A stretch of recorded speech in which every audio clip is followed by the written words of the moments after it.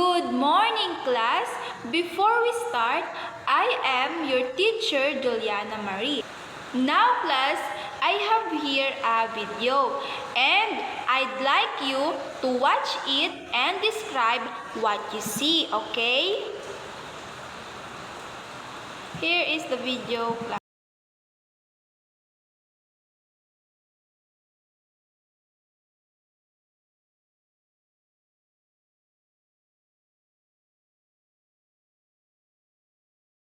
Now, class, what did you see in the video?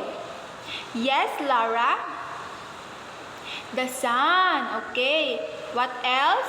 Yes, and the stars, very good. And ano pa gid? Yes, Villagin. Okay, the planets. Now, class, do you have any idea what is our topic for today? Okay, the solar system. Very good, class. But today, we won't be studying only that. Our topic for today, class, is all about the solar system and the four heavenly bodies, which is the sun, the moon, stars, and the planet. Kabalo na bala ka mo kung ano ang mga ine?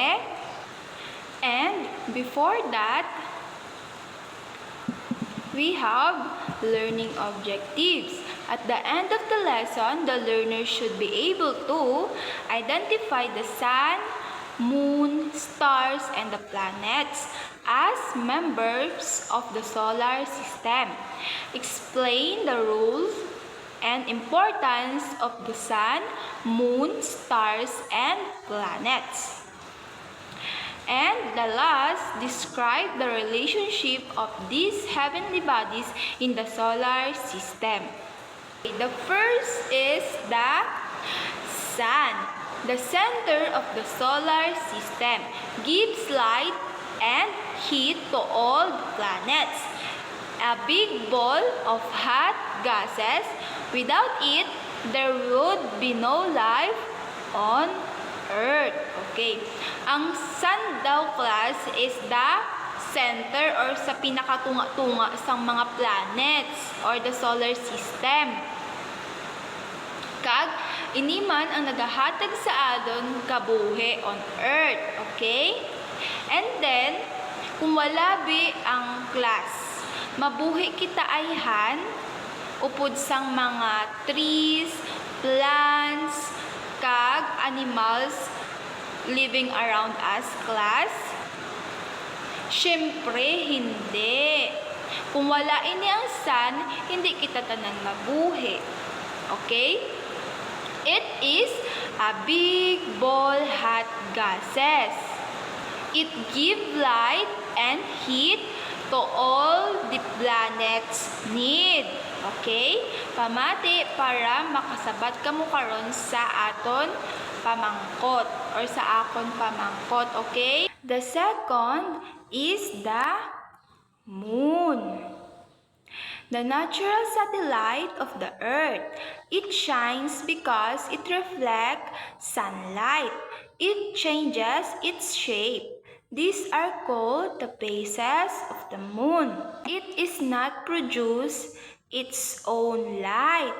It shines because it reflects sunlight.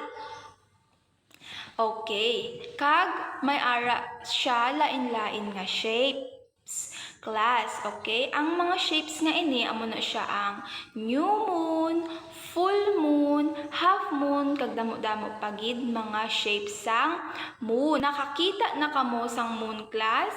Syempre nakakita na kita tanan. Ang nagasilbi nga light naton kung gabi. Ang mga shapes nga ini nga lain-lain, class, amo na siyang ginatawag nga phases of the moon. The third is the stars.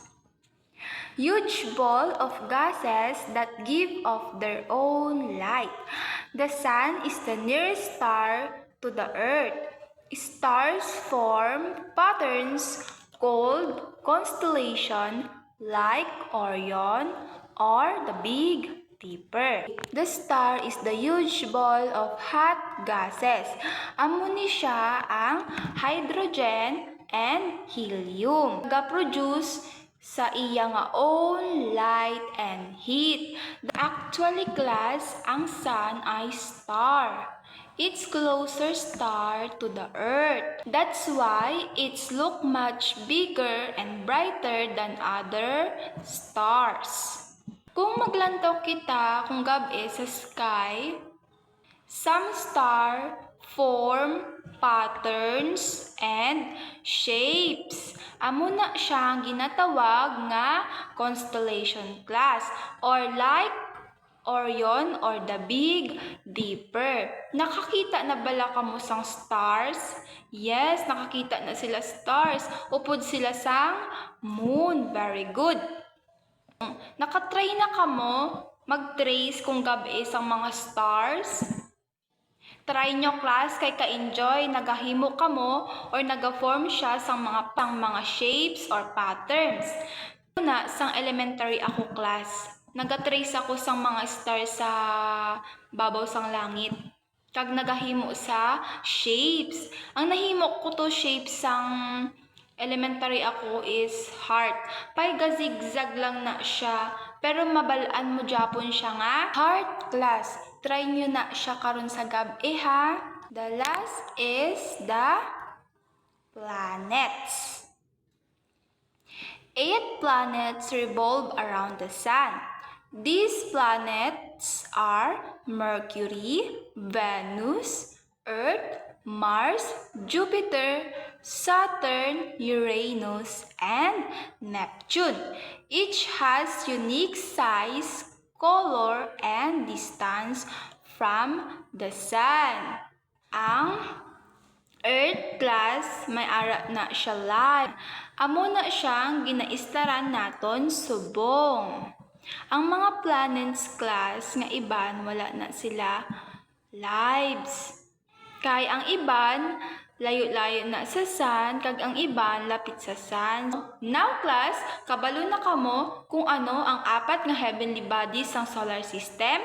Amo na siya ang the sun, moon, stars, and the planet. Okay? Now class, I have here a group activity.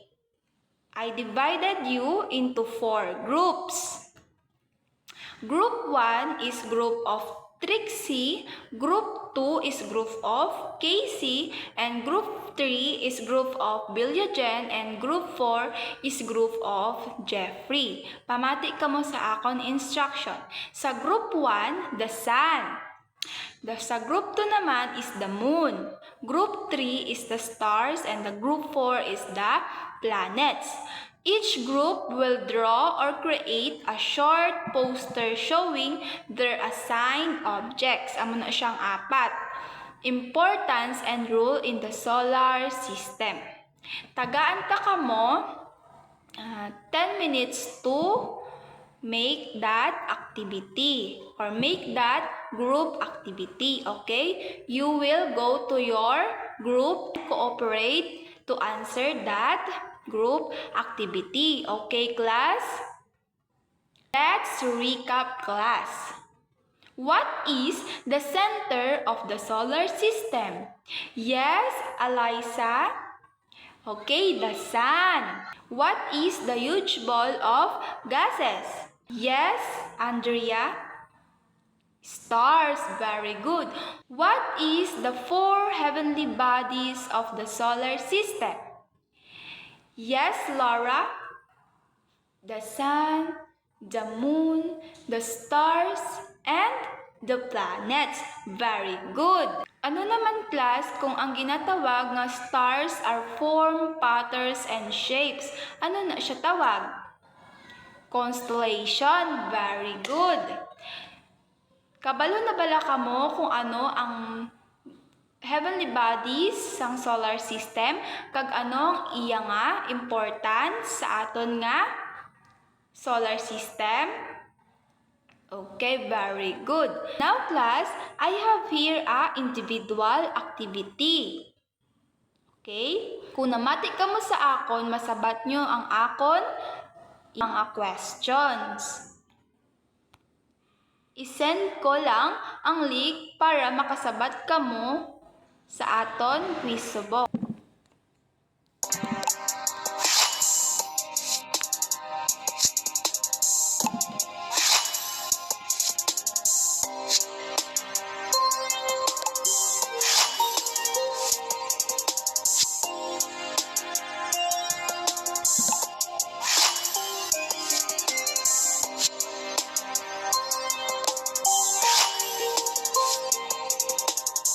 Very good, class! Damo sa inyo, naka-perfect. Now, class, get your assignment notebook and write it and pass it tomorrow morning.